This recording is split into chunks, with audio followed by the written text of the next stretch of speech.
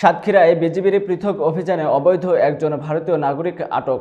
সাতক্ষীরা সীমান্ত দিয়ে অবৈধভাবে বাংলাদেশ থেকে ভারতে যাওয়ার সময় এক ভারতীয় নাগরিককে আটক করেছে বর্ডার গার্ড বাংলাদেশ। বিস্তারিত থাকছে মোকাররম বিল্লাহ ইমনের প্রতিবেদনে। শনিবার 15 মার্চ সন্ধ্যায় সাতক্ষীরা ব্যাটালিয়ন 33 বিজিবি এর বৈকারী বিওপি টহল দল সীমান্ত পিলার 7/28 এস এর কাছে বদলঘাটা এলাকায় অভিযান চালিয়ে তাকে আটক করে। বিজিবি 33 ব্যাটালিয়নের অধিনায়ক লেফটেন্যান্ট কর্নেল মোহাম্মদ আশরাফুল হক এক প্রেস বিজ্ঞপ্তিতে জানান, বৈকারী বিওপির হাবিলদার মোহাম্মদ শাহাবুর রহমানের নেতৃত্বে বিজিবির একটি টহল দল সীমান্তবর্তী এলাকা থেকে শেখ এজাজ পিতা শেখ খলিল ঠিকানা আহমেদাবাদ গুজরাট ভারতকে আটক করে।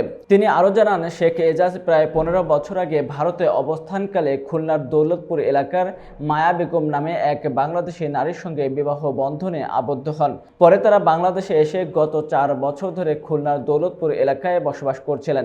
জানা গেছে তিনি সেখানে একজন ইজি বাইক চালক হিসেবে কাজ করতেন। আটককৃত ভারতীয় নাগরিককে আইনানুগ ব্যবস্থা গ্রহণের জন্য সাতক্ষীরা সদর থানায় হস্তান্তরের প্রক্রিয়া চলছে বলে বিজিবি জানিয়েছে।